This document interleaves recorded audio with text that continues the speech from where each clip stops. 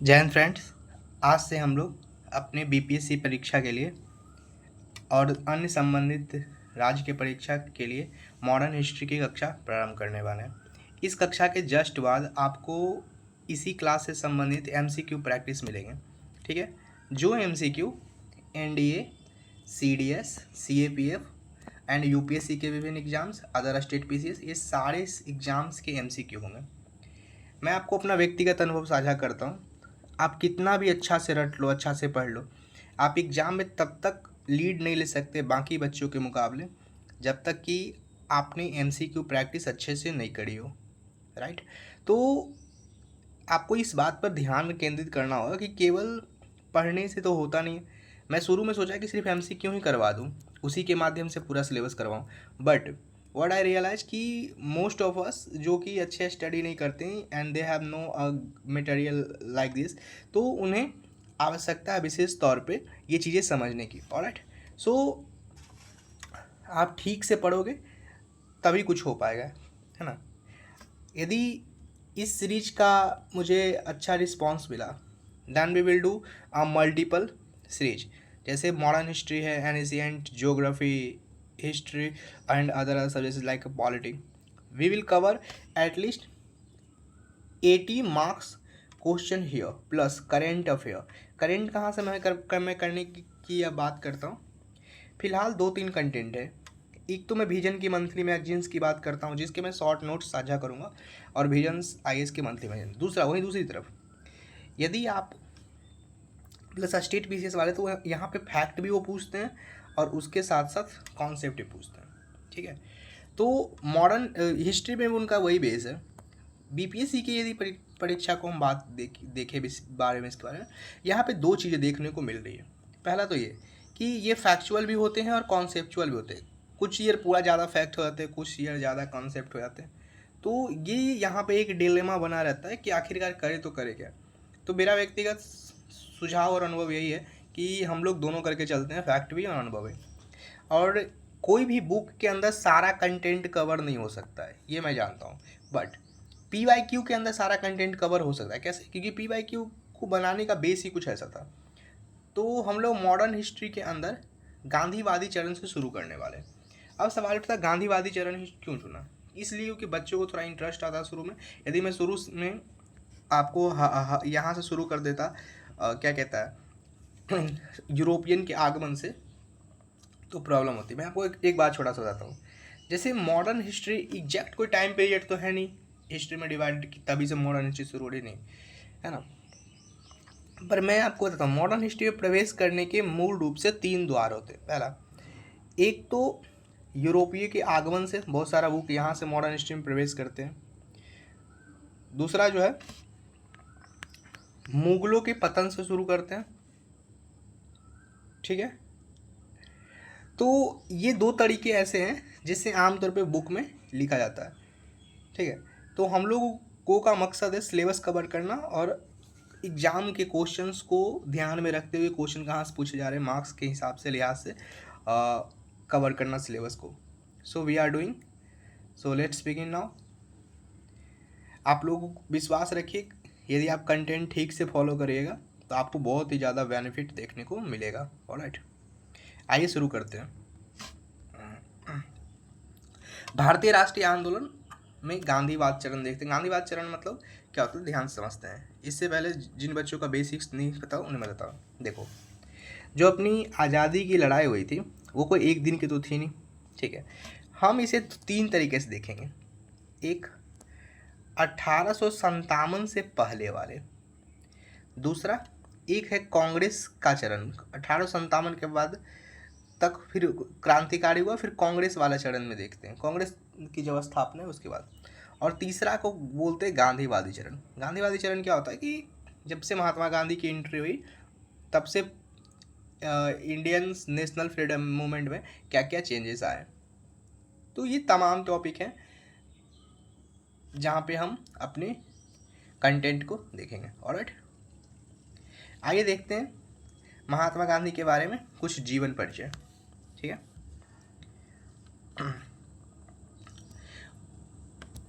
उनकी जन्म तिथि क्या है? 2 अक्टूबर 1869 को पोरबंदर में हुई थी, गुजरात में। ऑलराइट। उनके माता पिता जो थे, पिता करमचंद गांधी, माता पुतलीबाई। राजनीतिक गुरु उनके थे गोपाल कृष्ण गोखले। ठीक है। साहित्यिक प्रभाव मतलब उन पे कौन कौन से? जॉन रॉस्किन के एक बुक है अनटू दिस लास्ट, इनका था। एमर्सन और थोरो, यहाँ से उन्होंने सीखा था सिविल डिसओबीडियंस। बाइबल और गीता का भी उन पे साहित्यिक प्रभाव था। अब किससे क्या था वो मैं आगे देखता हूँ। ठीक है। आइए, साहित्यिक कृतियाँ उन्होंने हिंद स्वराज, सत्य के साथ मेरा प्रयोग, ये सब लिखा है। इंडियन ओपिनियन, एशिया संपादक है इसका। ठीक है, एशियन संपादक में 1903 में लिखा उन्होंने। हरिजन, यंग इंडिया। ठीक है। फिर है सॉन्ग फ्रॉम प्रिज्म, और इन सारे धार्मिक गीतों का उन्होंने अनुवाद भी किया। बहुत सारे प्राचीन धार्मिक गीतों का अनुवाद किया। उम्मीद है आपको ये बात समझ में आ गई होगी। ठीक है। पर इतना फैक्चुअल अभी याद हो पाना संभव नहीं है, तो इसीलिए जब हम लोग क्वेश्चंस की प्रैक्टिस करेंगे एमसीक्यू की, तब आपको अच्छे से याद हो पाएगा। ठीक है। अब समझते हैं महात्मा गांधी का और अलग अलग क्या क्या नाम थे। ठीक है। आइए, महात्मा गांधी का जो अन्य नाम था महात्मा, संत रविंद्रनाथ टैगोर दिए थे इनको। फिर है मलंग बाबा या नंगा बाबा, कबीलाई जो कबीलाई था उनके द्वारा दिया था 1930 में। अर्धनग्न फकीर वेस्टिन चर्चिल ने कहा था 1931 में। राष्ट्रपिता नेताजी सुभाष चंद्र बोस ने कहा था। ठीक है। यूनेस्को जो है 2 अक्टूबर को अंतर्राष्ट्रीय अहिंसा दिवस घोषित किया है। ठीक है। और अखिल भारतीय अस्पृश्यता विरोधी लोग। अब हम आइए समझते हैं दक्षिण अफ्रीका में गांधी के बारे में समझते हैं। दक्षिण अफ्रीका में गांधी जी के साथ क्या क्या हुआ। ठीक है। तो 1893 में दक्षिण अफ्रीका के लिए गांधी जी निकले थे।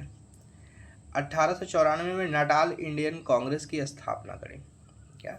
नटाल इंडियन कांग्रेस की स्थापना। ठीक है। 1899 में बोर का युद्ध हुआ।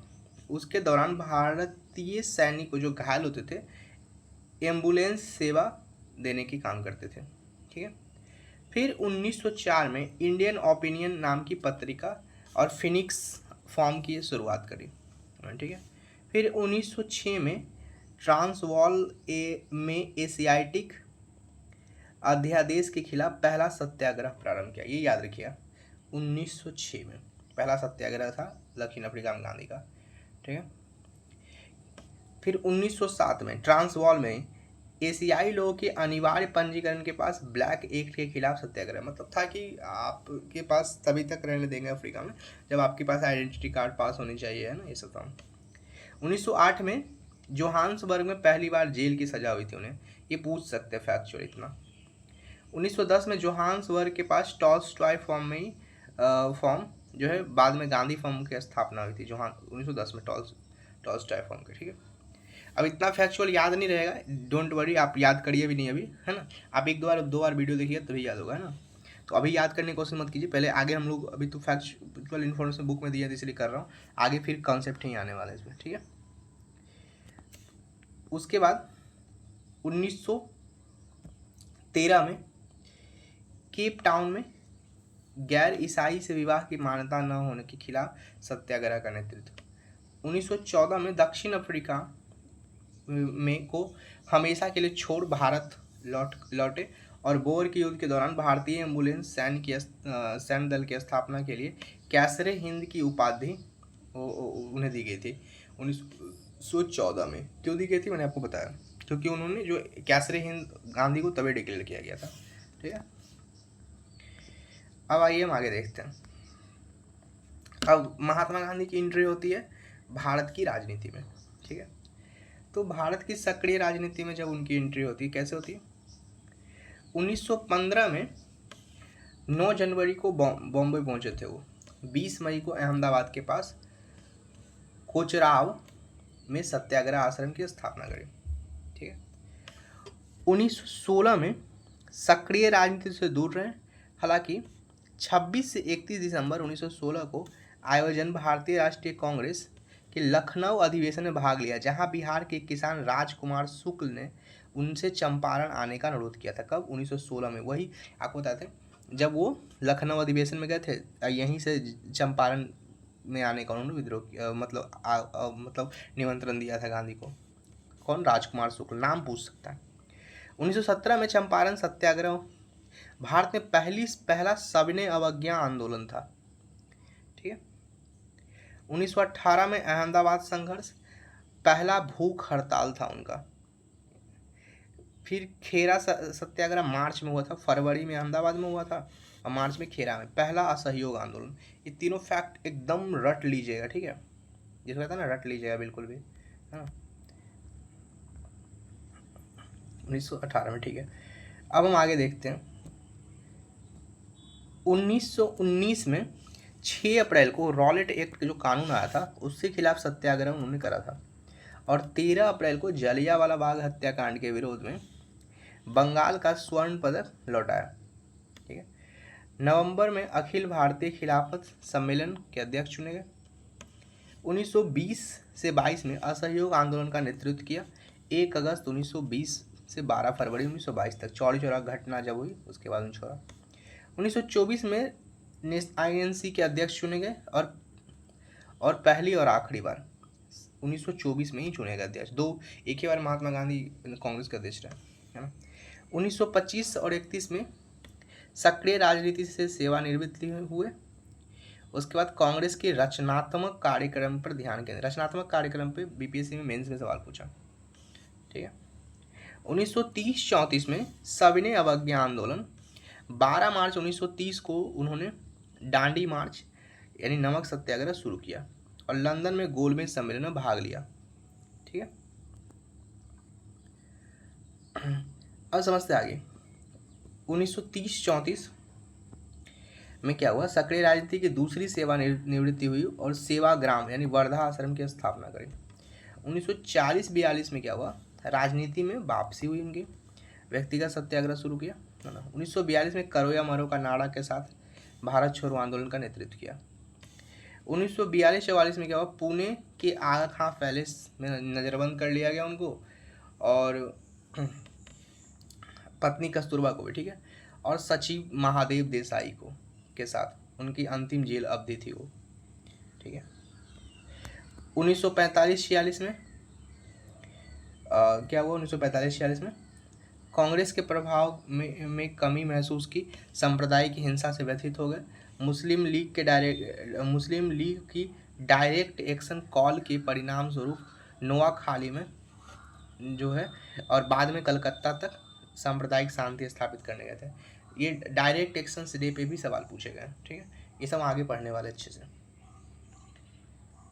फिर 1947 में जो है 1947 में फिर से माउंट बेटन योजना आई का विभाजन होता, तो उसके कारण उन्होंने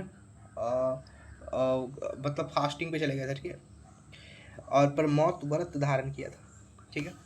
1948 में 30 जनवरी को नाथूराम गोडसे द्वारा बिरला हाउस दिल्ली में संध्या की प्रार्थना करके उनको गोली निकल रहे थे, फिर गोली मार दी। ये कुछ टाइमलाइंस थे मिस्टर गांधी से रिलेटेड। ऑलराइट। अब हम लोग यहाँ से कॉन्सेप्ट सीखने वाले कि आखिरकार क्या क्या कॉन्सेप्ट्स थे, है ना। आइए हम आगे करते हैं। अब समझते हैं कि दक्षिण अफ्रीका प्रक्रम। दक्षिण अफ्रीका में गांधी के साथ क्या किया गया। वर्ष 1893 में एक मुकदमा था दादा अब्दुल्ला का, उससे जुड़े कानूनी मामले के लिए वो दक्षिण अफ्रीका गए थे। एशियाई लोगों के खिलाफ जो है नस्लीय भेदभाव को देखते हुए उन्होंने इस तरह के अन्याय के खिलाफ भारतीय श्रमिकों को संगठित करना शुरू किया। ठीक है। एक्चुअली गए थे दादा अब्दुल्ला का केस लड़ने के लिए दक्षिण अफ्रीका, पर उन्होंने देखा कि वहाँ किस तरह से ब्लैक लोगों के साथ या एशियाई मूल के लोगों के साथ नाइंसाफ़ी हो रही, तो उसके लिए उन्होंने इकट्ठा करना शुरू किया। यानी लीडरशिप का जन्म गांधी का वहीं शुरू हुआ। श्रमिकों को मतदान के अधिकार से वंचित किया गया था। प्रॉब्लम थी कि जो लेबर रहते उन्हें मतदान देने नहीं दिया था। उन्हें कुछ निर्धारित एवं अस्वच्छ स्थानों में रहने के लिए मजबूर किया था, नहीं गंदे संदे स्थानों में उनको रहने के लिए मजबूर किया था। मिस्टर गांधी को ये दो प्रॉब्लम दिखी। पहला कि एक तो जो वहाँ पे मजदूर है उसे वोटिंग राइट नहीं है, और सेकेंड वन कि ये वहाँ पे लोग गंदे संदे से रह रहे हैं। ऑलराइट, तो मिस्टर गांधी का जो है संघर्ष का उदारवादी चरण शुरू हुआ। ठीक है, तो अब समझते संघर्ष के उदारवादी चरण में क्या होगा भाई। आधिकारिक चैनलों के माध्यम से समस्या निवारण की आशा करते हुए उन्होंने ब्रिटिश और दक्षिण अफ्रीकी अधिकारियों के समक्ष याचना और ज्ञापन प्रस्तुत किया। उन्होंने विभिन्न भारतीय समूह को एकजुट करने के लिए नटाल इंडियन कांग्रेस की स्थापना करी और इंडिया ओपिनियन नामक अखबार निकाला। ध्यान समझते हैं, शुरू में उन्होंने क्या करा कि उनको था कि भाई चलो मजदूर की समस्या है तो उसे सब सुलझाना है। देखो थोड़ा टाइम लग सकता है तो आप स्पीड बढ़ा कर देख लो, लेकिन अच्छे से हम कॉन्सेप्ट आपके ब्रेन में पुट अप कर देंगे जो आपको परीक्षा में कम से कम कॉन्सेप्चुअल क्वेश्चंस पे आपको हेल्पफुल रहेंगे। आमतौर पे बच्चों के दिमाग में बात बैठी हुई है कि हिस्ट्री जो है रटने वाला सब्जेक्ट है। नो, फैक्ट रटना किसी मैथ में नहीं रटना पड़ता, सब में रटना पड़ता है थोड़ा बहुत, है ना। इसमें ज़्यादा डेट याद रखना पड़ता है ना। आजकल तो एग्ज़ाम बीपीएससी तो पागल ही हो गया, तो डेट ही पूछने लगा बिल्कुल। तो हुआ क्या कि जो प्रॉब्लम्स थी मजदूरों की वहाँ पे, तो गांधीवादी चरण जो उदारवादी चरण था उसमें मिस्टर गांधी ने जो शुरू करा था उसमें आंदोलन वहाँ पे वो उदारवादी था, मतलब सॉफ्ट डिप्लोमेसी से काम चला रहे थे। चलो भाई देखते हैं शायद झुक जाए, याचना वाला ही। ठीक है, तो उन्होंने उसके लिए क्या करा, टीवी इंटरव्यू देते थे, बताते थे कि ये समस्या है, पर्चे बांटना हो गया, सड़क पे खड़ा होकर, जिसे सॉफ्ट तरीके से भारत में करते थे। ठीक है, ऐसे उदारवादी वर्ड का मतलब होता है बिल्कुल ही ये जो उदारवादी जो फ्रीडम मूवमेंट के तौर पे यूज करी जा रही है, इस वर्ड का एग्जैक्ट मतलब होता है कि हम हिंसा नहीं करेंगे, लड़ाई झगड़ा नहीं करेंगे। रीजन क्या है कि हिंसा से ज़्यादा देर तक आंदोलन चल नहीं सकता, तो गांधी का ऐसा मानना था। ठीक है, तो उन्होंने उसी के लिए नटाल इंडियन कांग्रेस की स्थापना कर दी और इंडिया ओपिनियन नामक के एक अखबार शुरू किया। अब आपसे पूछा इंडिया ओपिनियन किसका है एग्जाम में, मान चलो, और आपने कॉन्सेप्ट पढ़ा है तो आपको फटाक से याद आएगा। अच्छा, इंडियन ओपिनियन नामक अखबार उन्होंने तब शुरू करी थी। ठीक है, तो अब क्या हो गया, तो एक तो हो गया ये। अब सेकेंड पार्ट जो उनका आया था वो निष्क्रिय प्रतिरोध का था। ठीक है, यह सत्याग्रह का चरण 1906 से 1914। उनका पहला सत्याग्रह जो था उस कानून के खिलाफ था जिसके तहत भारतीयों को उंगलियों के निशान के साथ पंजीकरण प्रमाण पत्र लाने की आवश्यकता होती थी। ठीक है, उनके अन्य आंदोलन भारतीय प्रवासन पर प्रतिबंध, मतलब जो माइग्रेंट्स थे, इंडियन माइग्रेंट्स पर प्रतिबंध, मतदान और भारतीय विवाह को अमान्य घोषित करने वाले नियमों के विरुद्ध थे। आंदोलनों में भेदभावपूर्ण प्रावधानों की अवहेलना करने के क्रम में असहयोग और दंड सहना शामिल था। ये बात पूछ सकता है, दंड सहना शामिल भी था कि मतलब मारे पीटे तब भी रहो आप। भारत में गोपाल कृष्ण गोखले ने दक्षिण अफ्रीका भारतीयों के समर्थन में जनमत जुटाया। यहाँ तक कि उन्होंने वायसराय लॉर्ड हार्डिंग से निंदा का शिकार भी होना पड़ा। ये फैक्ट पूछ सकता है कि भारत में किसने जुटाया था दक्षिण अफ्रीका में जो प्रॉब्लम हो रहा था उसे, वो थे गोपाल कृष्ण गोखले। अंततः दक्षिण अफ्रीकी सरकार ने मतदान कर, पंजीकरण प्रमाण पत्र और भारतीय संस्कारों के अनुसार विवाह से संबंधित प्रमुख भारतीय मांगों को स्वीकार कर लिया। ठीक है, हमने गांधीवाद के दो चरण देखे वहाँ पे, एक उदारवादी चरण था और एक निष्क्रिय प्रतिरोध था। ठीक है, यानी सत्याग्रह का निष्क्रिय प्रतिरोध को ही सत्याग्रह कहते हैं। ठीक है, अब समझते हैं आगे भारत में गांधी का आगमन कैसे हुआ और कब हुआ, ये सब समझते हैं ठीक से। आइए देखते हैं। जनवरी 1915 को गांधी जी भारत वापस लौटे। जनता की स्थिति को समझने के लिए 1 वर्षों तक देश का दौरा किया और राजनीतिक पद से परहेज किया। उन्होंने उदारवादी राजनीति पर संदेह व्यक्त किया और प्रथम विश्व युद्ध के दौरान होम रूल आंदोलन को समर्थन नहीं दिया। ये पूछ सकता है आपसे, ठीक है, कि उन्होंने उदारवादी राजनीति पर संदेह व्यक्त किया और प्रथम विश्व युद्ध के दौरान होम रूल आंदोलन का समर्थन नहीं किया। ऑलराइट, अब आगे देखते हैं। आइए,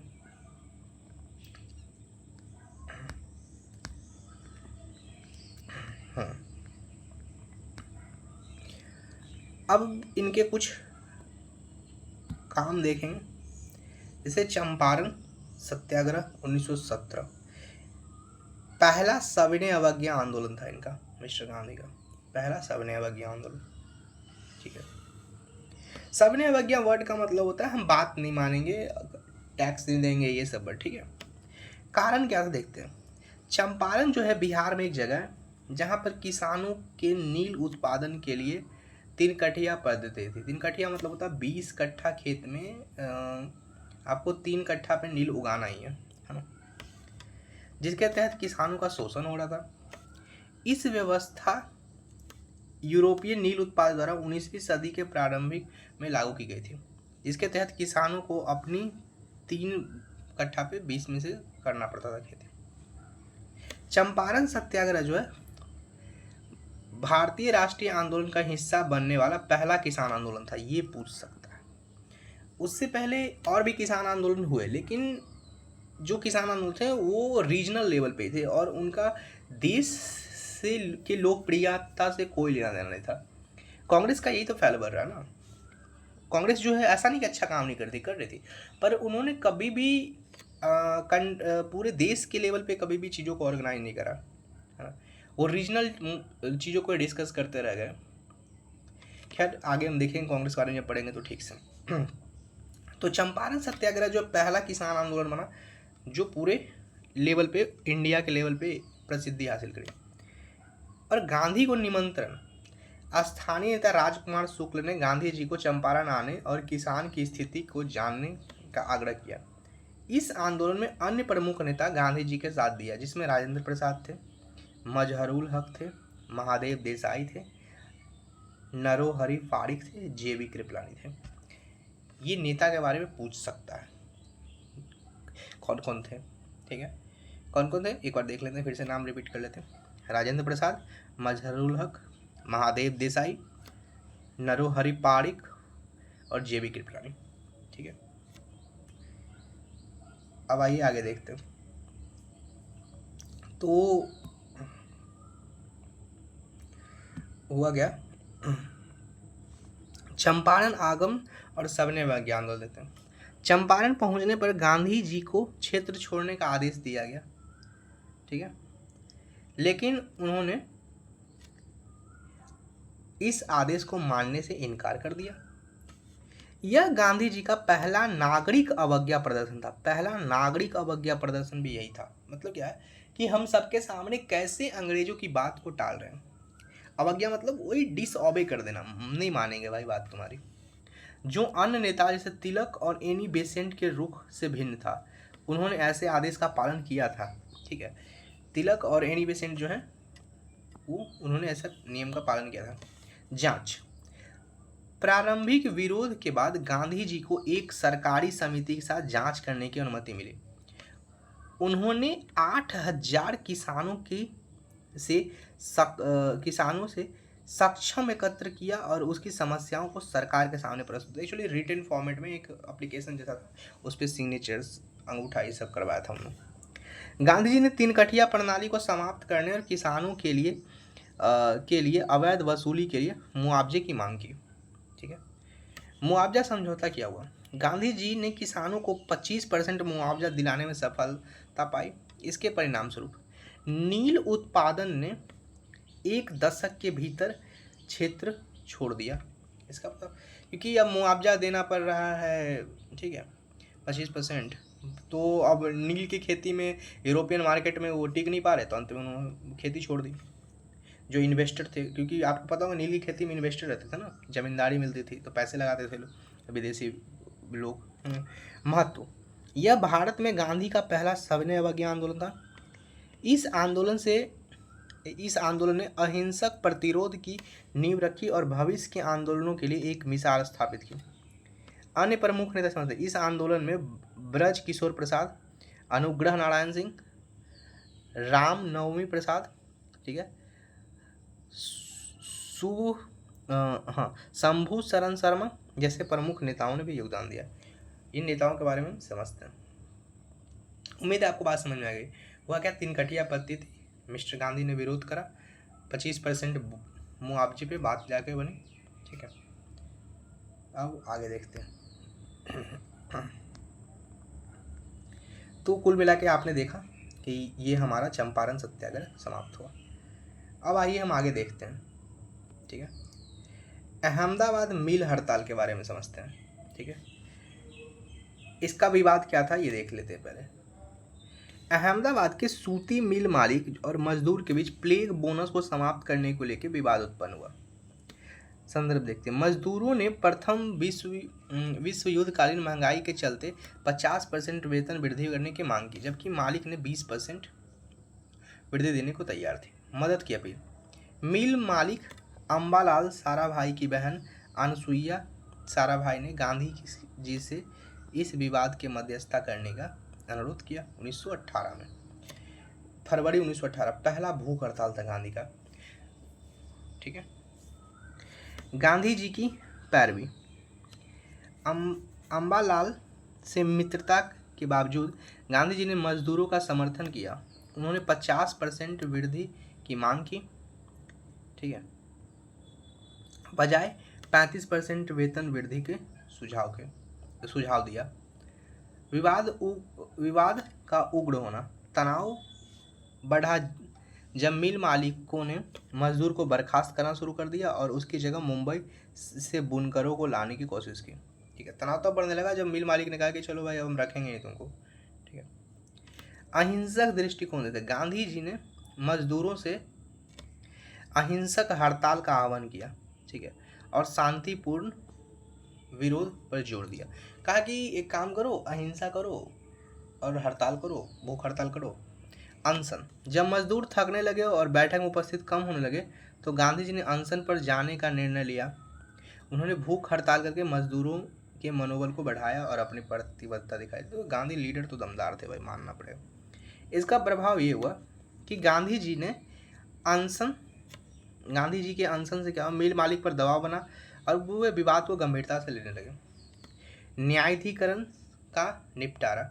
अंततः मिल मालिक विवाद को न्यायाधिकरण के समक्ष ले जाने के लिए तैयार हो गए। परिणाम स्वरूप न्यायाधिकरण ने मजदूरों के पक्ष में निर्णय सुनाया और उन्होंने 35% वेतन वृद्धि दी।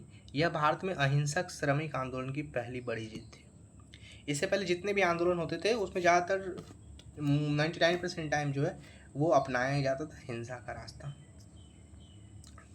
तो हमने पहला देखा चंपारण सत्याग्रह, मिस्टर गांधी का पहला सविनय अवज्ञा। दूसरा ये पहला भूख हड़ताल 1918 में देखा। अब मार्च में उसी खेरा में, ठीक है, एक आंदोलन और होगा। उस आंदोलन का नाम है खेरा सत्याग्रह। ये पहला असहयोग आंदोलन था। समस्या, गुजरात के खेरा जिले में भीषण सूखा और फसल खराब होने के कारण किसानों से भूमि राजस्व कर देने से इनकार कर दिया। किसानों ने राजस्व संहिता के आधार पर कर माफी की याचिका दायर की। ठीक है, सरकारी प्रतिक्रिया क्या रही इस पे? सरकार ने किसानों की याचिका खारिज कर दी और कर संग्रह बंद करने से इनकार कर दिया। कर न चुकाने पर किसानों की संपत्ति जब्त करने की धमकी दी गई। ठीक है, अब गांधी की क्या भूमिका? गांधी जी ने किसानों का आध्यात्मिक नेतृत्व किया और कर न चुकाने की अपील की। ठीक है, सरदार पटेल का भी नेतृत्व यहीं से हुआ था। सरदार पटेल ने व्यवहारिक नेतृत्व प्रदान किया। गांधीवादी कार्यकर्ता जैसे नरहरि पारिक, मोहनलाल पंड्या और रविशंकर व्यास ने ग्रामीण को संगठन किया और समर्थन जुटाया। ये कुछ नाम है। ठीक है, अब समझते हैं आगे समर्थन और समाज की एकता। आंदोलन को खेरा के विभिन्न जातीय और वर्गीय समूह का समर्थन मिला। गुजरात के अन्य हिस्से के लोग और आंदोलनकारियों की सहायता की, उनके परिवार और संपत्ति को आश्रय दिया। ठीक है। जमीन खरीदने वाले सामाजिक बहिष्कार किया। परिणाम क्या हुआ इसका?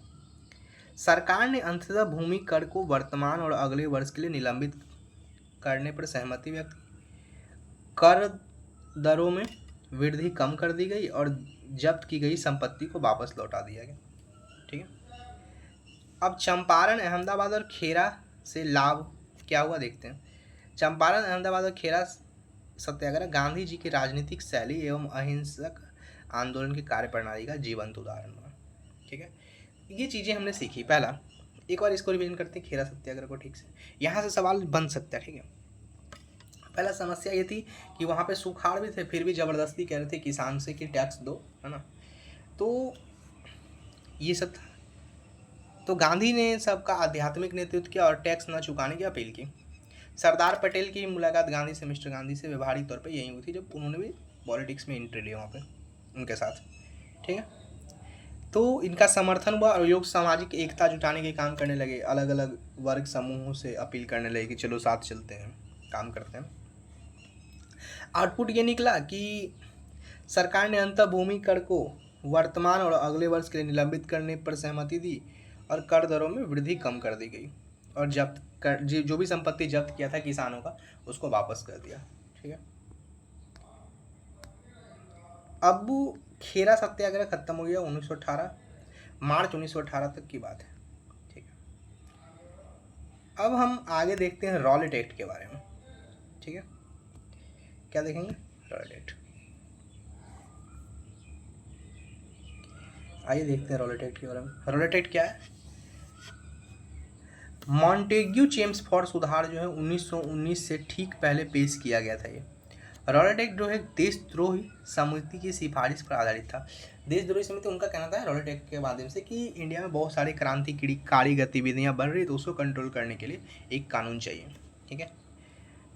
तो उद्देश्य था, देखो इस कानून में ये था बेसिकली कि जिसको माने अरेस्ट कर लो, पुलिस पूछताछ करे, मारे पीटे जो करना करे, कोर्ट के सामने ले जाए, नहीं ले जाए। अब अंग्रेजों का ज़माना था तो होता ही होगा, बेसिकली वो ऑफिशियली कहते नहीं थे पर करते तो वही थे ना, इसलिए इसको ब्लैक लॉ भी कहा गया। ठीक है। तो उद्देश्य था कि असहमति को दबाने के लिए सरकार को असाधारण शक्ति की सख्त बने। कहना था कि सरकार को, गवर्नमेंट को, अंग्रेजी गवर्नमेंट को इतनी शक्ति दो कि वो जो असहमति है जो समाज में फैल रही है, उनके विद्रोही भावना, उसको दबा सके। आधिकारिक तौर पर इसका नाम जो था अराजक और क्रांतिकारी अपराध अधिनियम रखा गया, जो आमतौर पर रॉलेट एक्ट के नाम से जाना जाता है। सिफारिश थी देशद्रोही षड्यंत्र की जांच के लिए रॉलेट आयोग का प्रस्ताव था। अब इसका प्रावधान क्या क्या था? प्रावधान ये था कि न्यायिक हस्तक्षेप के बिना जो है वो मुकदमे की अनुमति हो, राजद्रोह के संदेह जिस पर भी हो, उन्हें बिना वारंट के बिना गिरफ्तारी और उनका बंदी प्रत्यक्षीकरण निलंबन हो, मतलब उसे कोर्ट में पेश करने का अधिकार नहीं था। ये पूछ सकता है। और बहुत सारे बच्चे फंस जाएंगे जिनका कॉन्सेप्ट ठीक से क्लियर नहीं है कि क्या क्या चीज़ उसमें निलंबित था। ये था कि जाओ भाई अरेस्ट कर लो जिस पे तुमको शक है, शक के आधार पर भी उसका बंदी प्रत्यक्षीकरण रोको, यानी कोर्ट में वो नहीं जाएगा। ठीक है। उस पर राजद्रोह का मुकदमा चलाओ, ये सब तमाम चीज़। इसका प्रभाव ये हुआ कि युद्ध के समय बोलने और एकत्र होने की स्वतंत्रता पर प्रतिबंध लग गया। यही पूछ सकता प्रभाव क्या हुआ। तो अब लोग डरने लगे क्योंकि जैसे ही सरकार के अगेंस्ट जा रहे थे उस पर रॉलेट एक्ट लग जा रहा था। तो भाई आदमी अब कैसे किससे विरोध करेगा? अब ऊपर से ना कोर्ट का सपोर्ट है, ना कुछ कानून ही ऐसा बनाया उन्होंने। तो रॉलेट एक्ट के जो है इसमें इन्होंने पहली बार मिस्टर गांधी की एंट्री हुई और इन्होंने एक्ट के विरोध में सत्याग्रह की और पहला सामूहिक हड़ताल किया। ठीक है। तो गांधी जी की क्या प्रक्रिया रही? रॉलेट एक्ट को काला अधिनियम कहा। ये पूछता है रॉलेट काला अधिनियम किसने कहा? मिस्टर गांधी ने कहा। बड़े पैमाने पर विरोध का आह्वान किया। किसान, कारीगर और शहरी गरीब संघर्ष में सक्रिय रहे। ठीक है। अब समझते हैं। विरोध के रूप में राष्ट्रव्यापी हड़ताल हुए, पूरे देश लेवल पर हड़ताल हुए, उपवास किया गया, प्रार्थना किया गया, सविनय अवज्ञा किया गया और गिरफ्तारी हुई। ठीक है। मोहम्मद अली जिन्ना और मदन मोहन मालवीय एवं मजहरुल हक आदि सभी निर्वाचित भारतीय सदस्यों ने ने विरोध में इस्तीफा दिया था। यहाँ पे ये सवाल पूछ सकता है कि इन्होंने इस्तीफा रॉलेट एक्ट के टाइम किसने किसने दिया था। ठीक है, ये कॉन्सेप्चुअल क्वेश्चन भी होगा और फैक्चुअल भी होगा। कौन कौन दिया था? मोहम्मद अली जिन्ना, मदन मोहन मालवीय जी और मजहरूल हक जी। ध्यान रखें, क्योंकि सबको लगता है कि अच्छा असहयोग आंदोलन के सामने टाइम पे तो ये चीज़ लौटाई गई थी, यहाँ पे कौन क्या था। ठीक है, अगला, इसकी तिथि थी 6 अप्रैल 1919। ठीक है, हिंसक प्रदर्शन कलकत्ता, बम्बई, अहमदाबाद, पंजाब में 1857 के बाद सबसे बड़ा ब्रिटिश विरोधी देखा गया था। 1857 के बाद सबसे पहला बड़ा विद्रोह यही देखा गया था। गांधी जी का दृष्टिकोण, गांधी जी ने होम रूल लीग, फिर पेन इस्लामिस्ट समूहों और सत्याग्रह सभा जैसे राजनीतिक नेटवर्क का उपयोग किया। कलकत्ता, बम्बई, दिल्ली और अहमदाबाद जैसे शहरों में बड़े पैमाने पर प्रदर्शन किए। ठीक है, अब समझते हैं सरकारी दमन के बारे में। सरकारों ने कैसे रुख अपनाया। कहता है ब्रिटिश उपनिवेशवाद के खिलाफ विरोध प्रदर्शन को सरकार द्वारा कठोर दमन का सामना करना पड़ा। पंजाब के lieutenant governor sir Michael O'Dwyer के नेतृत्व में सरकार ने प्रदर्शनकारियों के खिलाफ हिंसा का सहारा लिया, जिसमें हवाई जहाज का इस्तेमाल भी किया गया। अशांति को शांत करने का प्रयास में महात्मा गांधी पंजाब जाने का प्रयास कर रहे थे, लेकिन उन्हें बम्बई भेज दिया। बम्बई पहुंचने पर उन्होंने बम्बई और अपने गृह राज्य गुजरात में अशांति पाई, जिसके कारण उन्होंने वहीं रुक गए और स्थिति को संभाल लिया। ठीक है, अब आगे समझते हैं ये कब की बात है। 1919 में। ठीक है, 6 अप्रैल की 6 अप्रैल 1919 को ये सब घटना चल रही थी पंजाब में। ठीक है, उसी समय 13 अप्रैल 1919 को जलियांवाला हत्याकांड हो जाता है, नरसंहार। हालांकि अंग्रेज तो नहीं मानते हैं, लेकिन होता ही है।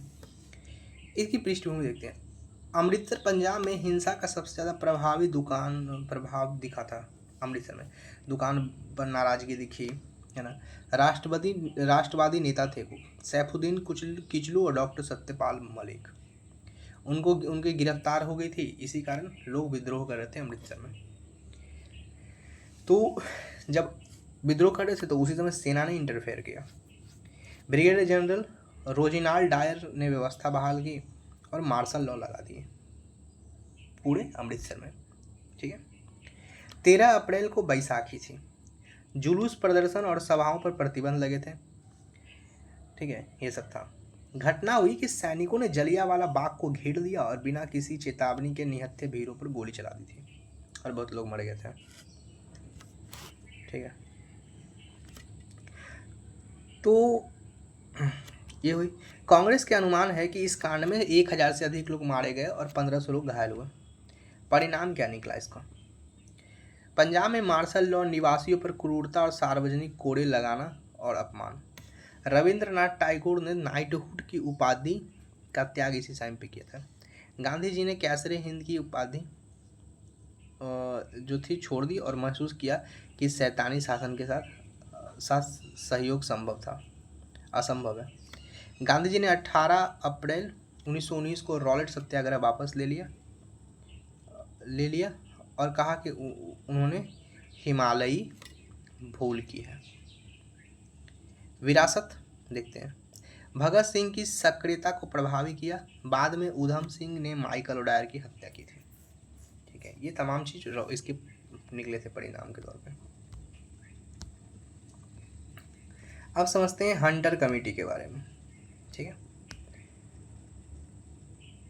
आइए देखते हैं हंटर कमेटी की।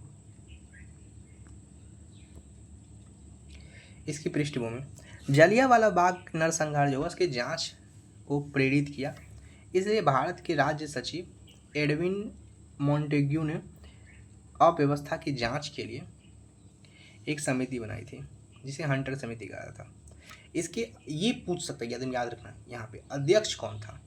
लॉर्ड विलियम हंटर, स्कॉटलैंड के पूर्व सॉलिसिटर जनरल।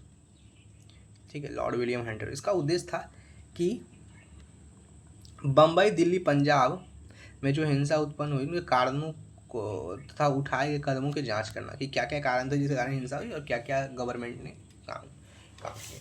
ठीक है, समिति के 3 सदस्य भारतीय थे। कौन थे भारतीय 3 सदस्य? सर चीमनलाल हरिलाल सीतलवाड़ बम्बई विश्वविद्यालय के कुलपति थे। पंडित जगत नारायण वकील थे और विधान परिषद के सदस्य थे। और सरदार साहिबजाद सुल्तान और अहमद खान, ये जो ग्वालियर राज्य के वकील थे। ये 3 व्यक्ति इंडियंस थे, पूछ सकता है।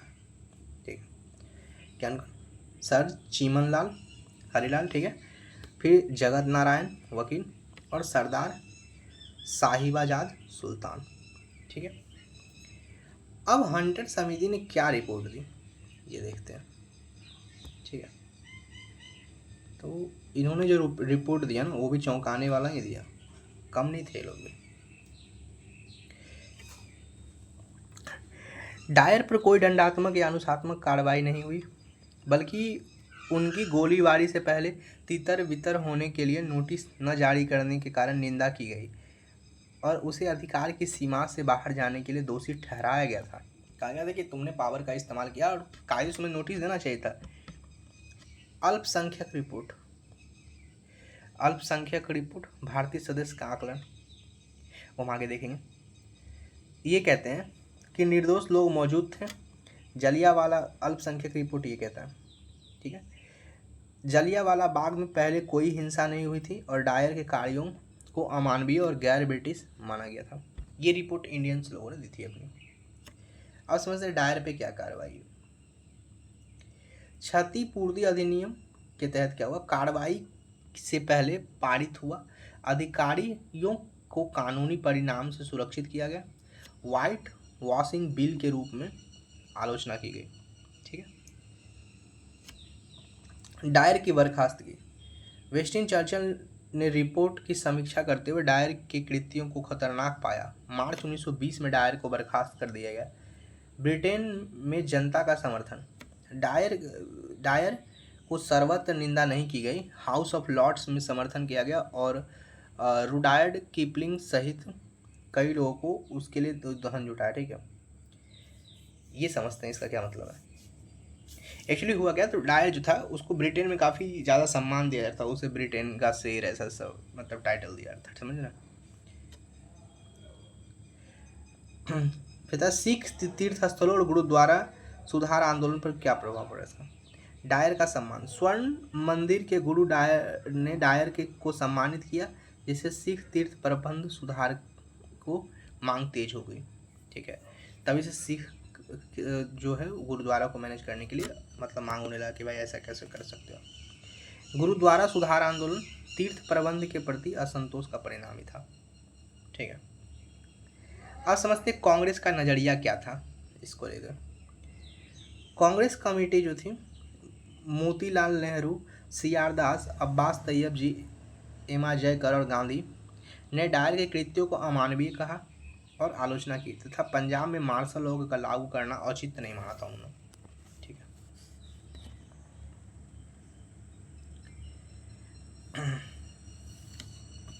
ये तमाम चीज़ें हमने देखी। अब हम आगे देखने वाले खिलाफत मूवमेंट के बारे में और असहयोग आंदोलन के बारे में। उम्मीद है आपको यहाँ तक चीज़ें समझ में आ गई। कुछ फैक्चुअल इन्फॉर्मेशंस थे जिसे आप मैं PDF शेयर कर दूँगा ग्रुप्स के अंदर और टेलीग्राम लिंक आपको दिए जाएंगे ना वहाँ पे। तो आइए अब आगे हम देखते हैं खिलाफत और असहयोग आंदोलन को ठीक से। ठीक है, खिलाफत और असहयोग आंदोलन को देखते हैं पृष्ठभूमि। यह विश्व युद्ध के बाद अंग्रेजों द्वारा तुर्की के साथ दुर्व्यवहार के कारण हुआ था। खिलाफत का एक्चुअली मसला ये था ना, हुआ क्या था, पहले कहानी समझते हैं। खिलाफत में ये हुआ था कि जो मुसलमानों का नेता था, लीडर था, उसको उन्होंने अरेस्ट कर मतलब कि खलीफा के पद से हटा दिए थे, इसलिए इंडियंस मुस्लिम नाराज़ थे। इसी मौका का फ़ायदा मिस्टर गांधी ने उठाया। उन्हें लगा कि हिंदू मुस्लिम की एकता का विषय है, तो अभी सब मुस्लिम को इकट्ठा करते हैं। लोगों का मानना था कि गांधी ऐसा कर रहे हैं तो इसका नुकसान से ये झेलना पड़ेगा शायद कि आम जनता को प्रॉब्लम्स होगी और सांप्रदायिकता की भावना आगे चल के तेज जाएगी। पर गांधी ने एक मौके का फ़ायदा उठाया। हिस्टोरियंस इसे मतलब कुछ हिस्टोरियंस इसे गलत मानते हैं पर कुछ सही भी मानते हैं ना, पर ज़्यादातर सही ही था। प्रथम विश्व युद्ध के बाद अंग्रेजों द्वारा तुर्की के साथ दुर्व्यवहार किया गया खलीफा का। दुनिया भर के मुसलमान तुर्की के सुल्तान को अपना धार्मिक नेता खलीफा मानते थे और तुर्की के खिलाफ ब्रिटिश कार्रवाई ने भारत में भी मुसलमान ने नाराज थे। ठीक है। अब खिलाफत कमेटी का गठन हुआ 1919 के शुरुआत में। अली बंधु कौन थे? शौकत अली और मोहम्मद अली, मौलाना आज़ाद, अजमल खान और हर्षद मोहानी जैसे नेताओं ने ब्रिटिश सरकार पर दबाव बनाने के लिए खिलाफत कमेटी का गठन किया और तुर्की के प्रति अपना रुख बदलने का अनुग्रह किया। मांग, मुसलमानों के पवित्र स्थानों पर खलीफा का नियंत्रण बरकरार रहे, ये मांग कर रहे थे, और क्षेत्रीय प्रबंधन के बाद खलीफा को अपने पास पर्याप्त क्षेत्र रखने दिया जाए, ऐसा उन्होंने कहा था। इनकी मांग ये थी। क्या असंतोष का क्या क्या कारण था भाई, क्यों नाराज थे, जरा देख लेते हैं एक बार के लिए। आर्थिक कठिनाई, बढ़ती कीमतें और औद्योगिक उत्पादों में गिरावट और बढ़े हुए करों से ने ब्रिटिश शासन के खिलाफ भावना को प्रज्वलित किया। दमनकारी उपाय, रॉलेट एक्ट, मार्शल लॉ और जलियांवाला बाग हत्याकांड लोग देख चुके थे। ने ब्रिटिश शासन की क्रूर प्रकृति को दिखा दिया, कितना घटिया लोग हैं लोग। त्रुटिपूर्ण जांच जो है, हंटर कमेटी को प्रभावी मानते हुए आलोचना की गई, जबकि हाउस ऑफ लॉर्ड्स ने जनरल डायर की कार्रवाई का समर्थन किया और उसके लिए धन जुटाया। अपर्याप्त सुधार किए गए, 1919 में मॉन्टेस्क्यू चेम्सफोर्ड सुधार भारतीय स्वशासन की मांग को पूरा करने में असफल रहा, जिससे असंतोष बढ़ा। 1920 की शुरुआत तक क्या हुआ, ब्रिटिश शासन के औचित्य कमजोर पड़ने पर लगे, जिससे हिंदू और मुसलमानों के बीच राजनीतिक एकता को बल मिला। ये गांधी ने एक फायदा उठाया, क्योंकि 1920 तक पहले तो अंग्रेजों ने फूट डाला, राजकड़ों की नीति करी थी, तो उसको ठीक है। असंतोष के इतने कारण थे, एक तो आर्थिक इकोनॉमिकल स्लो डाउन थे मार्केट के अंदर, फिर अंग्रेजों ने जो दमनकारी उपाय अपनाए थे, फिर हंटर कमेटी की जांच, झूठ मूठ का बदनाम करना कि नहीं वही लोग करप्ट थे, हमारे अधिकारी तो बहुत सच्चे थे, उन्होंने गोली नहीं चलाई, इंडियंस ने गोली खा ली, ऐसे ऐसी बातें करना। बकवास तो करते ही थे ना, अंग्रेज तो कम भी नहीं थे ना। अब आगे देखते हैं। तो अब समझते हैं कि आखिरकार राजनीतिक तौर पे कैसे इंडियंस एक हो गए का एक, ऐसा क्या हुआ जो पहले कभी नहीं हुआ। तो राजनीतिक एकता का कारण क्या बना। लखनऊ समझौता 1916 में कांग्रेस और मुस्लिम लीग के बीच सहयोग को बढ़ावा दिया गया। ठीक है।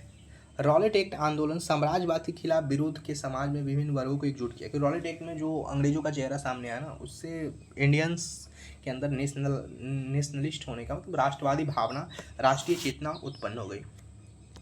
क्रांतिकारी राष्ट्रवादी का उदय हुआ, जैसे मोहम्मद अली और अबुल कलाम आज़ाद जैसे नेताओं ने उग्र राष्ट्रवाद को बढ़ावा दिया, जिससे रूढ़िवादी धैर्य पर कमजोर पड़ गए।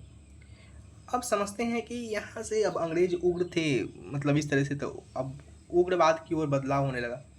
प्रारंभ में खिलाफत आंदोलन की बैठकें और याचिकाएं से शांतिपूर्ण उपाय शामिल थे। हालांकि यह धीरे धीरे ब्रिटिश वस्तुओं के बहिष्कार की वकालत करते हुए अधिक उग्रवाद दृष्टिकोण को स्थानांतरित हो गया। ध्यान से देखते हैं, ये जो खिलाफत कमेटी वाले जो डिसीजन थे ना, शुरू में तो ठीक ठाक चल रहे थे, लेकिन बाद में ये उग्र होने लगे, मतलब हिंसा का रास्ता अपनाने लगे। अब गांधी की क्या भागीदारी देखते हैं, गांधी की भागीदारी के बारे में समझते हैं। ठीक है, तो गांधी की भागीदारी देखते हैं। अखिल भारतीय खिलाफत समिति के अध्यक्ष के रूप में महात्मा गांधी को इस कमेटी का अध्यक्ष बनाया था। इस मुद्दे को अंग्रेजों के खिलाफ एकजुट हिंदू और मुस्लिम एकता जन असहयोग आंदोलन के मंच के रूप में देखा गया। और कांग्रेस का रुख क्या था और मुस्लिम लीग का समर्थन हुआ था। कांग्रेस का प्रभाव देखते हैं। गांधी जी के खिलाफत मुद्दे पर सरकार के खिलाफ सत्याग्रह और असहयोग को शुरू करने का समर्थन किया था, कांग्रेस ने समर्थन किया था।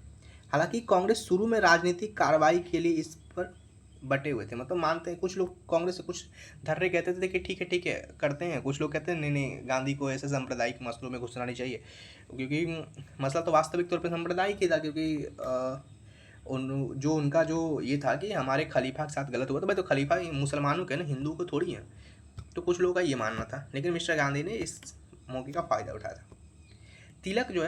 तिलक ने धार्मिक मुद्दे पर मुस्लिम नेताओं के साथ गठबंधन करने का विरोध किया, ठीक है, और राजनीतिक हथियार के रूप में सत्याग्रह पर संदेह किया, ठीक है। गांधी ने तिलक को सत्याग्रह के गुणों और खिलाफत मुद्दे पर मुस्लिम के समुदाय के साथ गठबंधन की आवश्यकता के बारे में समझाने का प्रयास किया। एक्चुअली गांधी और तिलक में यहाँ पे थी था मतलब कि वो थॉट मैच नहीं कर रहे थे, पर गांधी ने उन्हें कन्विंस करने की कोशिश की थी। अंततः कांग्रेस ने गांधी जी के असहयोग कार्यक्रम को मंजूरी दे दी थी। ठीक है, अब आगे देखते हैं।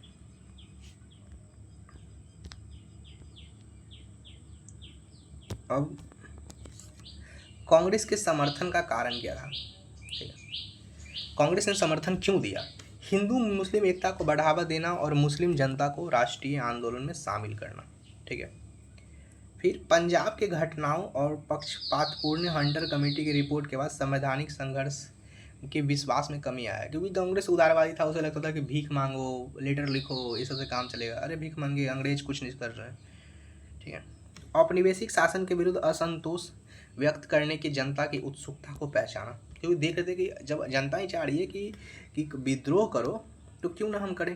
ठीक है, अब समझते हैं मुस्लिम लीग का समर्थन।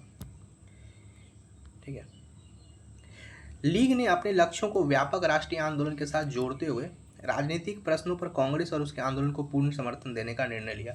अब उन्होंने वादा किया कि ठीक है भाई, आज तुम हमें सपोर्ट कर रहे हो, तो देखना जब तुम भी, कांग्रेस भी कोई ऐसा मांग रखेगी ना, तो हम भी एक साथ आएंगे। ठीक है, ऐसा उन्होंने कहा था, पिंकी प्रॉमिस करा था।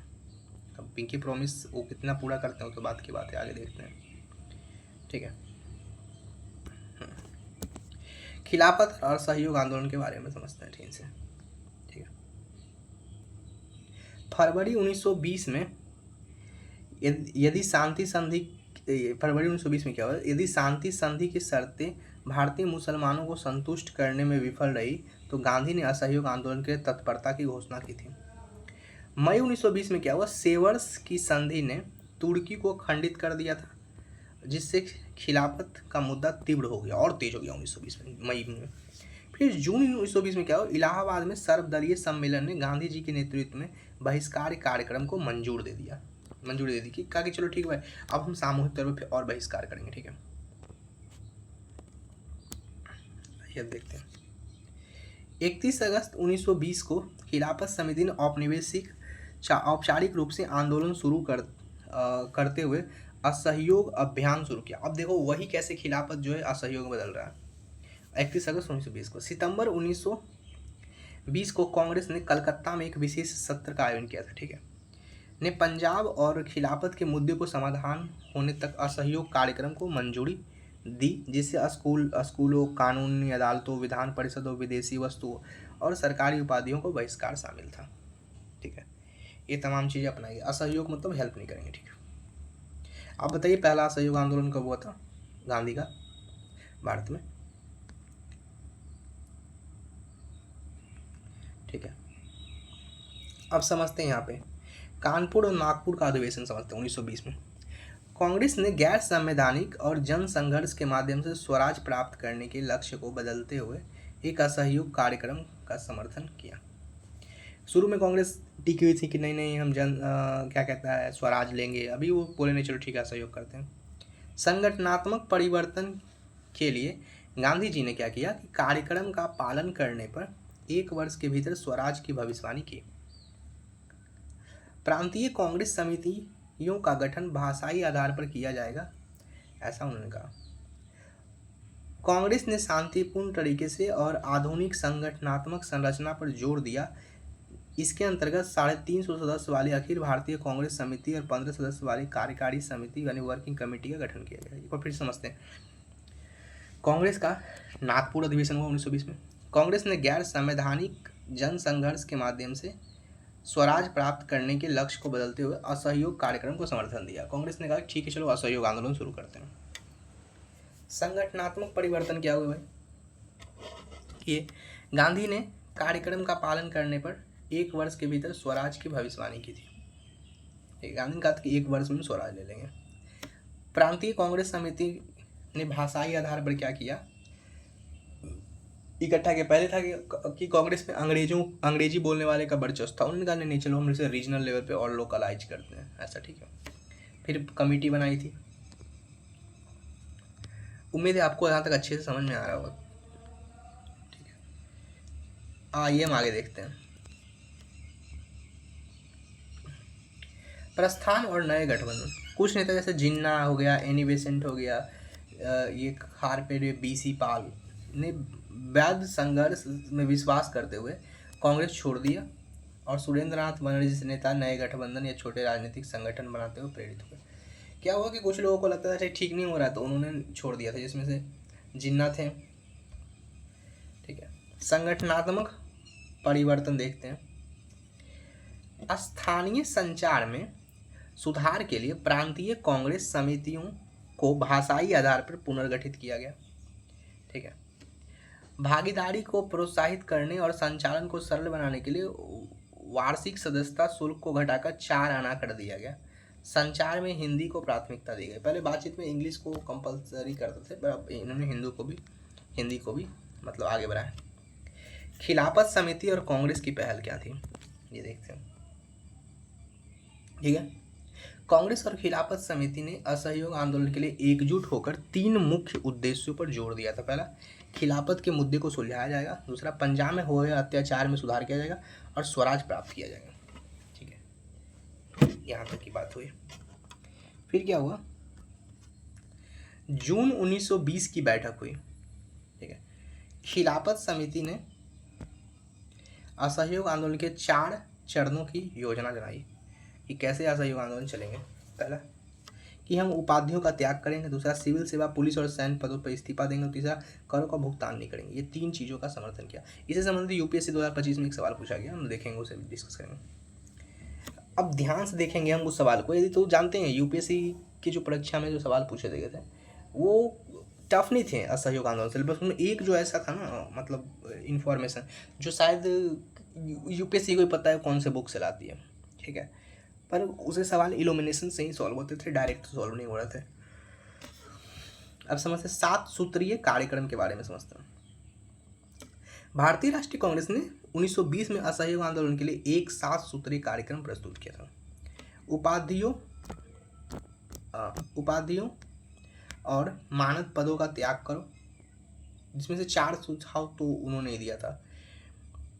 ठीक है, सरकारी दरबारों और अधिकारी कार्य से दूर रहो, मतलब सरकार के किसी काम में मजा, कोर्ट उठ मत जाओ। ये फैक्ट पूछा था यूपीएससी के प्री में। सरकारी या सरकारी सहायता प्राप्त शैक्षणिक संस्थाओं को बहिष्कार करो। ब्रिटिश अदालतों से बचना। मेसोपोटामिया सेवा के सभी वर्गों की भागीदारी का विरोध करना।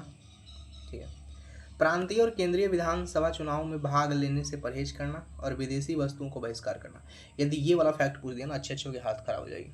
मैं सच बता रहा हूँ आपको कि चुनाव में न जाने का भी उन्होंने डिसीजन लिया था कि कोई भी इलेक्शंस नहीं लड़ेंगे। इसमें से बहुत सारे बच्चों को माइंड में डिस्प्यूट हो जाएंगे तो बोले नहीं ऐसा क्या हुआ था। ठीक है, अब समझते हैं। गांधी के दौरे ने जनता का समर्थन प्रेरित किया, जिसके परिणाम स्वरूप 1921 के लगभग 30,000 गिरफ्तारियां हुई, जबकि कुछ नेता शुरू में परिषदों के बहिष्कार का विरोध करते हैं। अंततः कांग्रेस के अनुशासन के साथ संरेखित हो जाते हैं और फिर कांग्रेस के साथ आके मिल जाते हैं। विभिन्न समूह को क्या क्या प्रतिक्रिया रही थी, ये देखते हैं। असहयोग आंदोलन ने वर्ष 1921 और 1922 में लोकप्रिय भागीदारी को बढ़ावा दिया। विशेष रूप से बंगाल के क्रांतिकारी समूहों ने कांग्रेस के पहल का समर्थन किया। ठीक है, मोहम्मद अली जिन्ना और एनी बेसेंट जैसे नेता कांग्रेस से दूरी बना लेते हैं तथा संवैधानिक उपायों की वकालत करते हैं। यही सुरेंद्र नाथ बनर्जी जो थे भारतीय राष्ट्रीय उदार महासंघ का गठन करते हैं और राष्ट्रीय राजनीति को एक मामूली भूमिका निभाते हैं। ये पूछ सकता है, फैक्ट इम्पोर्टेंट है कि भारतीय राष्ट्रीय उदार महासंघ का गठन किसने किया। आंसर से सुरेंद्र नाथ बनर्जी ने। किसने किया भैया, तो सुरेंद्र नाथ बनर्जी ने। ठीक है, तो आइए अब आगे देखते हैं। अब समझते हैं आंदोलन के प्रसार के बारे में। ठीक है, देखिए तो धैर्य रखिए, आपको अच्छे से समझ में आ रहा हो। कुछ दिक्कत है तो कमेंट करिएगा। राष्ट्रव्यापी यात्रा, गांधी जी और अली भाई ने राष्ट्रव्यापी यात्रा करी थी उस समय आंदोलन को और बढ़ाने के लिए। शैक्षणिक बहिष्कार हुए थे। ठीक है, छात्रों ने सरकारी स्कूल छोड़ दिए। आचार्य नरेंद्र देव, CR दास, लाला लाजपत राय, जाकिर हुसैन, सुभाष चंद्र बोस जैसे नेताओं के नेतृत्व में 800 राष्ट्रीय स्कूल खोले गए और कॉलेज खोले, जैसे जामिया मिलिया, काशी विद्यापीठ, बिहार विद्यापीठ, ये सब शामिल था। वकीलों ने अपनी जॉब छोड़ दी, जिसमें मोतीलाल नेहरू, जवाहरलाल नेहरू, CR दास, राजगोपालाचारी, वल्लभ भाई पटेल जैसे वकीलों ने वकालत छोड़ी। सार्वजनिक प्रदर्शन हुए, विदेशी कपड़ा को जलाना, शराब के दुकान पर बैठना। ठीक है। तिलक ने स्वराज फंड दिया था, बना था, जिसमें 1 करोड़ रुपए आए थे 1920 में। ठीक है। अब आगे देखते हैं। फिर कांग्रेस का जो है ये स्वयं सेवक दल, ठीक है, सरकार को चुनौती देने वाली समानांतर पुलिस बल के रूप में कांग्रेस स्वयं सेवक दल कार्यरत रहा। ये फैक्ट बहुत इंपॉर्टेंट है। इस पुलिस भी अपनी बना ली थी। ये पूछ लेगा ना इस असहयोग आंदोलन से रिलेटेड कॉन्सेप्ट में, तो लूसेंट रटने वालों का लूसेंट हो जाएगा। जुलाई 1921 में, नहीं तो आप देख लो कोई भी बुक में, बताओ कि कौन से बुक में दिया हो कि कांग्रेस ने अपनी पुलिस भी बना ली थी, पुलिस को के पैरेलल। 1921 में अली भाइयों ने मुसलमान के धार्मिक कारणों से सेना से इस्तीफा देने का आह्वान किया। इसके परिणाम से सितंबर में उनकी गिरफ्तारी हुई, अली भाई की। गांधी जी ने इस पहल का समर्थन किया और स्थानीय कांग्रेस समिति ने इसी तरह के प्रस्ताव पारित करने लगे। ठीक है। अब समझते सबने अवज्ञा का क्या पहल था। स्थानीय आंदोलन जैसे बंगाल और आंध्र के कर मुक्त विरोध हुए, असम में हड़ताल हुए, पंजाब में सिखों का आंदोलन हुआ, अवध में किसानों का आंदोलन हुआ, एक्का आंदोलन हुआ, भोपाल विद्रोह, ये तमाम उस टाइम पे जो है, ये किसान विद्रोह जो हम पढ़ेंगे तो अच्छे से देखेंगे। नवंबर 1921 में प्रिंस ऑफ वेल्स की यात्रा के प्रभाव में पूरे भारत में हड़ताल हुए। अब समझते हैं असहयोग आंदोलन पर जनता की क्या प्रतिक्रिया थी। ठीक है, यानी बेचारी भोली भाली जनता क्या चाहती थी। ठीक है, आइए देखते हैं मिडिल क्लास की क्या प्रतिक्रिया रही। आंदोलन की अगुवाई मध्यम वर्ग ने की, लेकिन कलकत्ता, बम्बई, मद्रास जैसे अभिजात केंद्रों में गांधी जी ने सरकारी पदों के इस्तीफा के आह्वान को लेकर संदेह था, लोग नहीं करना चाह रहे थे। राजेंद्र प्रसाद और वल्लभ भाई पटेल जैसे नेताओं ने इसे आतंकवाद का एक व्यवहारिक विकल्प माना। ठीक है, उन्होंने, राजेंद्र प्रसाद और वल्लभ भाई पटेल कहते थे कि जिस तरह से अंग्रेज रॉलेट में कर रहे हैं ना, वैसी तरह से इसका व्यवहारिक विकल्प यही है, हम लोग भी कुछ ऐसा ही करें। ठीक है। व्यापारी वर्ग, आर्थिक बहिष्कार को समर्थन मिला, जिससे स्वदेशी के माध्यम से भारतीय व्यापारियों को लाभ हुआ। हालांकि बड़े व्यापार मजदूर अशांति के डर से सतर्क थे। अब समझते किसान का। किसानों ने प्रमुख भूमिका निभाई। बिहार में जमींदारों के खिलाफ वर्ग संघर्ष को असहयोग आंदोलन के एजेंडे से जोड़ा। ठीक है। छात्र लोग क्या किए, छात्र सक्रिय रूप से शामिल हुए। उन्होंने सरकारी स्कूल छोड़ी और काशी विद्यापीठ जैसे जो भी खुले थे अपने जगह पे जाने लगे। फिर महिलाओं ने पर्दा छोड़ दिया और तिलक फंड में योगदान दिया और विदेशी वस्तु के बहिष्कार के लिए आ गया। मतलब फीमेल्स को भी गांधी ने यहाँ पे ऑर्गेनाइज कर लिया था। ठीक है, आगे देखते हैं। हिंदू मुस्लिम एकता की बात करते हैं। भोपाल विद्रोह जैसे घटनाओं के बावजूद मुसलमानों की भागीदारी महत्वपूर्ण थी। कई गिरफ्तारी में मुसलमान शामिल थे, जिसका समर्थन गांधी जी ने सामुदायिक तरफ पहुंच को बढ़ाया। अब सोचो कितना बड़ा बेस हो गया, किसान आ गया, अब स्टूडेंट आ चुके हैं। आप कल्पना कर सकते हो आंदोलन किस लेवल पे रहा होगा। किसान भी हैं, स्टूडेंट भी है, फीमेल्स भी हैं, और पूरे कंट्री लेवल, लोकल लेवल पे भी अलग डिस्कशंस हो रहे हैं। धार्मिक मुस्लिम भी एक हो चुके हैं, तो अंग्रेजों पर कितना दबाव होगा, समझ रहे हो। सरकार की क्या प्रतिक्रिया थी। मई 1921 में वार्ता टूटना। गांधी जी और वायसराय रीडिंग जो था के बीच बातचीत विफल रही, क्योंकि सरकार चाहती थी गांधी जी अली बंधु को उनके भाषणों से हिंसा का संकेत देने वाले हिस्सों को खत्म करने के लिए माना ले। दिसंबर 1921 में कुछ कार्रवाई हुई। सरकार कार्रवाई में स्वयं सेवी वाहिनी जो थी को अवैध घोषित कर दिया और सार्वजनिक बैठक पर प्रतिबंध लगाना, प्रेस पर सेंसरशिप करना और गांधी को छोड़कर अधिकांश नेताओं को गिरफ्तार करना शामिल था। मतलब अरेस्ट भी उन्होंने शुरू कर दिया था। ठीक है, ये तमाम चीज़ें होने लगी थी। अब आगे देखते हैं।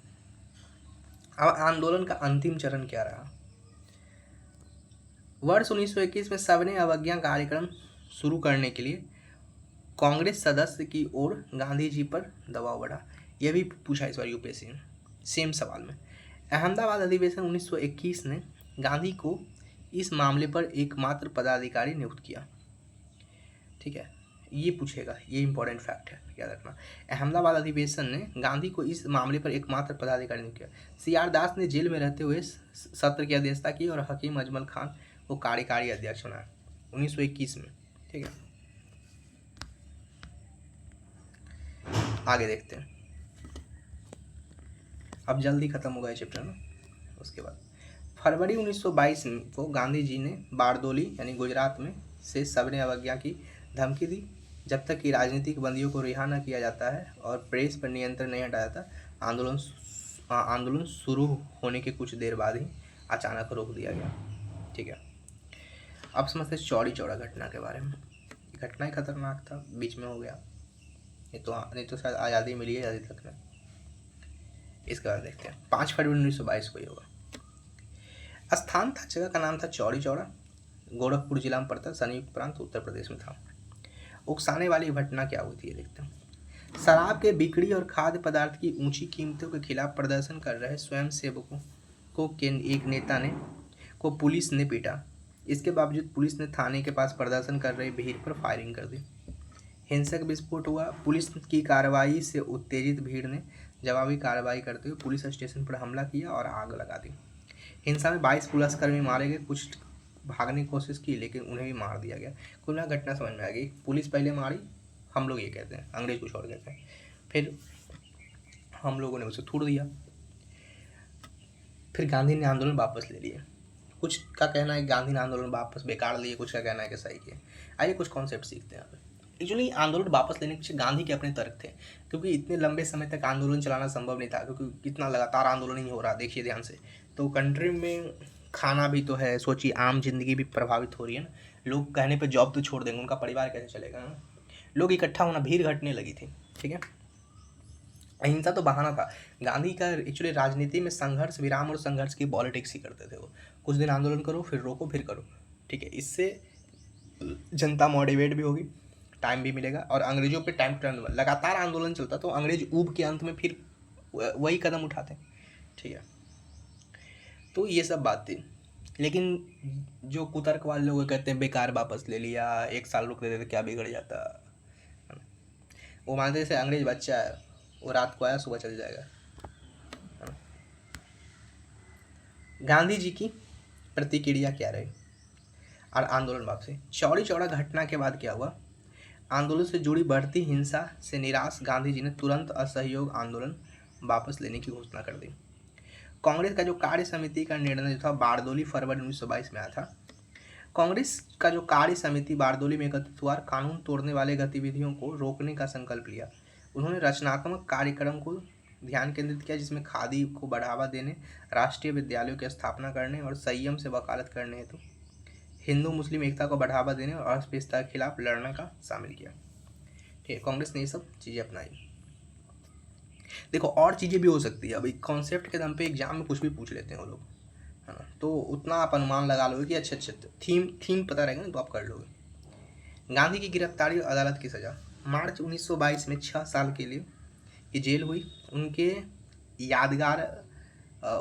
यादगार अदालती भाषण में उन्होंने एक नागरिक के सर्वोच्च कर्तव्य के रूप में उच्चतम दंड का सम्मान करने तो उनकी इच्छा पर जोर दिया था। ठीक है, अब घटना पे अपने अपने विचार थे। सुभाष चंद्र बोस क्या कहते थे। सुभाष चंद्र बोस का नज़रिया था कि उसे राष्ट्रीय आपदा मानते हुए, उन्होंने राष्ट्रीय आपदा मानता, आंदोलन वापस लेने के फैसले से नाराजगी जताई। जेल में बंद नेताओं जैसे देशबंधु दास, पंडित मोतीलाल नेहरू, लाला लाजपत राय ने नाराजगी जताई थी। ठीक है, फिर मार्क्सवाद क्या व्याख्या करता है, जो मार्क्सिज्म है उसका व्याख्या क्या है। वो कहता है आंदोलन की समाप्ति को जनता के बीच बढ़ती अशांति और कट्टरता के बीच सुरक्षित चैनल के भीतर बनाए रखते हुए जो एक क्रांतिकारी जन आंदोलन बन रहा था, उसे नियंत्रित करने के लिए गांधी और कांग्रेस नेताओं ने प्रयास के रूप में देखा। उनका कहना था कि जब आंदोलन चल ही रहा था, अच्छा खासा चल ही रहा था, मार्क्सवाद ये कहता है, वो तो है कि मारो काटो पे था। तो ठीक है, मिस्टर गांधी का क्या रुख रहा है। गांधी ने आंदोलन के हिंसक होने को रोकने के लिए किसी भी पीड़ा या अपमान को सहने की इच्छा बताते हुए अहिंसा के प्रति अपनी प्रतिबद्धता पर जोर दिया। कुछ नेताओं की प्रतिक्रिया देखते हैं। CR दास, मोतीलाल नेहरू, सुभाष चंद्र बोस, जवाहरलाल नेहरू जैसे राष्ट्रवादी नेताओं ने आंदोलन वापस लेने के गांधी जी के फैसले पर हैरानी और असहमति व्यक्त की। खिलाफत असहयोग आंदोलन का मूल्यांकन करते हैं थोड़ा सा, ठीक है। ये क्या रहा, कैसा रहा ना मूल्यांकन। शहरी मुसलमान को शामिल करना। शहरी मुसलमान को राष्ट्रीय आंदोलन में शामिल किया गया, लेकिन कुछ हद तक राष्ट्रीय राजनीति के सांप्रदायिकरण का योगदान दिया। धार्मिक राजनीति चेतना के बढ़ावा में विफलता हुई। राष्ट्रीय नेताओं ने मुस्लिम धार्मिक राजनीतिक चेतनाओं को धर्मनिरपेक्ष राजनीतिक चेतना में के स्तर तक बढ़ाया, ठीक है। अगला है राष्ट्रवादी भावनाओं और लामबंदी, मतलब कैसे एक जगह पे यूनाइट किया और लोगों को लेकर आया। इस आंदोलन ने समाज के सभी वर्ग, कारीगर, किसान, क्षेत्र, शहरी, गरीब, ये सबको एक जगह लाया और राष्ट्रवादी भावना के व्यापक रूप से प्रसारित किया, ठीक है। क्रांतिकारी प्रभाव देखते, लाखों व्यक्ति के राजनीतिकरण हुआ और सक्रियता से राष्ट्रीय आंदोलन में एकत्रित हुए, ठीक है।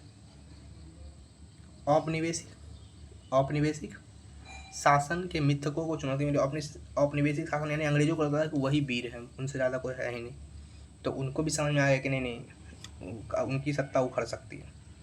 उदारवादी राष्ट्रवादियों को आर्थिक आलोचना ने इस धारणा को नष्ट कर दिया और कि औपनिवेशिक शासन ने भारतीयों को लाभ पहुंचाया। सत्याग्रह ने जन संघर्ष के माध्यम से औपनिवेशिक अजेयता को मिथक मुकाबला और औपनिवेशिक शासन के भय कम हुआ, मतलब लोग अब अंग्रेज से कम डरने लगे। आंदोलन ने औपनिवेशिक शासन और उसके दमनकारी तंत्र को प्रचलित भय को दूर करते हुए नाराजता व्यक्त की। चलिए यहाँ तक हम लोगों ने देख लिया। अब हम इसके MCQ प्रैक्टिस करेंगे जो अगले दिन करेंगे, ठीक है, या आपको वीडियो मिल जाएंगे। MCQ में मैं एक बार फिर से आपसे डिस्कस कर दूँ।